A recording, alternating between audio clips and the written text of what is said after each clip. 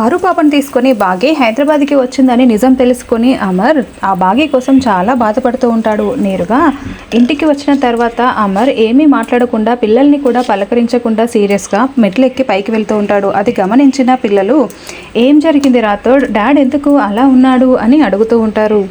రాథోడ్ మాత్రం చాలా నవ్వుతూ సంతోషపడుతూ మీరేం కంగారు పడకండి, ఆనందించాల్సిన విషయమే, మన మిస్సమ్మ బుజ్జమ్మ హైదరాబాద్ వచ్చేశారు అని రాథోడ్ డ్యాన్స్ చేస్తూ చెప్పడంతో ఇక పిల్లలు కూడా చాలా సంతోషంగా వింటూ ఏమంటున్నావు రాథోడ్, నువ్వు చెప్తున్నది నిజమా, మిస్సమ్మ బుజ్జమ్మ హైదరాబాద్ వచ్చారా అని అడుగుతూ ఉంటారు. మనోహరి చాలా షాకింగ్గా వింటూ ఉంటుంది.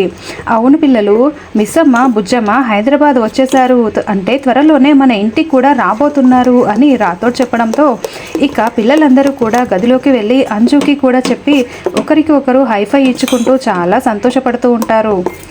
రాజుగారు ఆయన ఎలా ఉన్నారు అని బాగీ అడగడంతో సీత లేని రాముడు ఎలా ఉంటారు మేడం అని రాజుగారు చెప్తూ ఉంటే అమర్ తన గదిలోకి వెళ్ళి బాగీ బుజ్జమ్మ అమర్ ముగ్గురు ఉన్న ఫోటోని చేతిలోకి తీసుకొని తల పట్టుకొని గుండెలు పగిలేలా చాలా బాధపడుతూ ఉంటారు.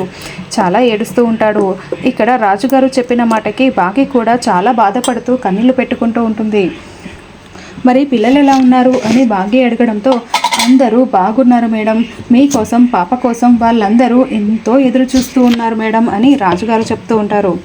అలా బాగీ అమర్ ఒకరి కోసం ఒకరు చాలా బాధపడుతూ ఉంటే పిల్లలు రాథోడ్ మాత్రం త్వరలోనే మిస్సమ్మ బుజ్జమ్మ ఇంటికి వస్తున్నారని చాలా సంతోషపడుతూ ఉంటారు.